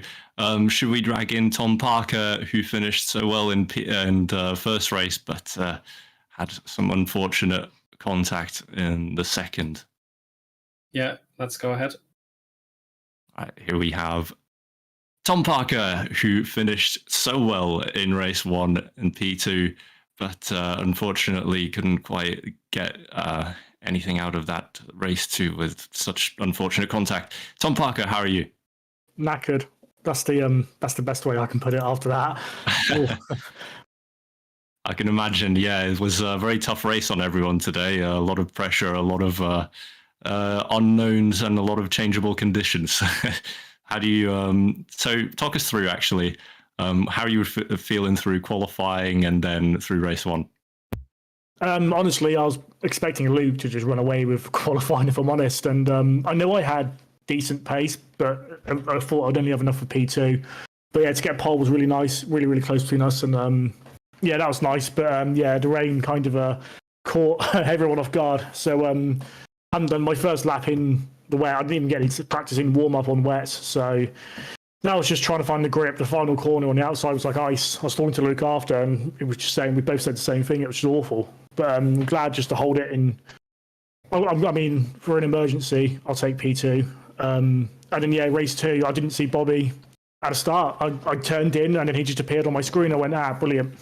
So it was basically a last to wherever I could get challenge. And I mean, I caught everyone up rapidly. I think the only person I didn't catch was Lewis in terms of time lost, etc. So, but I got the fastest lap. But yeah, it was very, very tiring. Honestly, that race 1 was probably the hardest race I've done all year. Both Super League lights, FS2. It was mayhem. I can imagine that. Yeah, we could see you pushing so hard at the start of race 2 as well, pushing those fastest laps many times over and over again. But yeah, trying to think of something else to ask. But Owen, do you have anything? Well, I suppose, how are you prepared for Belgium in 2 weeks' time? Do you think that could go better? Well, I mean, I've been lucky to actually have time to practice for this race, and I think I've proven what I can do with a bit of practice and a bit of time. Obviously, as a lot of people know, I've got a baby on the way, so my time is very limited at the moment. But yeah, I am looking for a seat, by the way, if anyone wants it for Spa. I'm only with VMS for 1 race, so hopefully I've given myself a good account for teams to pick me up on a permanent basis before the end of the season. All right, thanks, Tom, for your time, and best of luck as well, whatever it may bring in the future. Congrats, Tom. Brilliant. Thank you very much, and great broadcast, by the way, guys. I watched a bit before race 2, and I was really enjoying it, so thank you. Oh, thank you very much. Thanks a million. All right, and as for our final interview, I believe, should we bring in Patrik Magnusson, who finished P2 as well in race 2? Yeah, good idea. As I Back into the interview room. This is Patrekur Magnusson, who finished P2 in race 2. Patrekur, talk us through your races today. I can say race 1 was pretty not good. I think I finished around the end of the points, but we got second for the race 2. Yeah, the setup was kind of oversteery on the rain, so it was hard to keep it on track. So for race 2, we tried increasing the rear wing by 1 and decreasing the power, but it never rained again. So it was kind of slower in the try, but we managed to keep it in P2 at least. Got him in the start, but didn't have the pace to keep it in P1 for longer. So we just settled with P2 and drove to the finish line. Yeah, I could imagine that. I was actually talking a little bit about it in broadcast about how, especially in the rain, with how much front heavy the setups tend to be with this car, and just how sensitive the car is. It's something to think about, and yeah, it would have been very easy to make a mistake, lose the rear in this car, and you proved to do the best out of it today. Yeah. But Eoin, do you have anything to ask? I suppose Patrick, the collision with Bobby Volkanov at the first corner of race 2. Can you describe what happened from your perspective? Did you really see what happened behind or anything like that? I remember slotting into P1 and going on the racing line, and then I saw him like braking very late, so I went a little bit left to give him space, and he went into my rear. I think Kiki, my team bot, looked through it and it didn't seem wrong on our side, but we would have to look through it again. But we think they are not at fault. Yeah, no, I think you were in the right in that one. Bobby just had a bit of a cold brakes moment, I think, into turn 1 and broke a bit too late. Yeah. But yeah, congrats on your P2, Patricker. That's a great result for you guys, and I hope to see some great results in the future as well. Oh, yeah, thank you. Take care, guys. Take care. Bye-bye. And I believe that's it for our interviews today. That was, yeah, a very, very great round. And also for me as a commentator, this is the first time I've really taken more of a lead role as opposed to usually talking with Tom and having Tom do like most of the commentary. But yeah, it's been great today, and it's been great having you around, Eoin, as well. Yeah, it's very kind of you to say, Jan, and excellent job from yourself and Vincent on the broadcast, making sure all the cameras and the replays were all in order. So I really appreciate how everything went in Tom's absence. So yeah, hopefully you take the skills forward with the Jan and see how things go for the rest of the year. As for me, I am subbing out on Thursday, my usual slot for FS1. I'm not going to be around because I have a football match to go to, but I wish the guys best of luck on Thursday as well. It's the first round I've missed all year, so I've had a good streak, but it has to come to an end sometime. Yeah, yeah. It do be like that with real life responsibilities and so on and so forth. But yeah, thank you very much, Eoin, and yeah, it's been a great broadcast. And see you everyone later. Goodbye.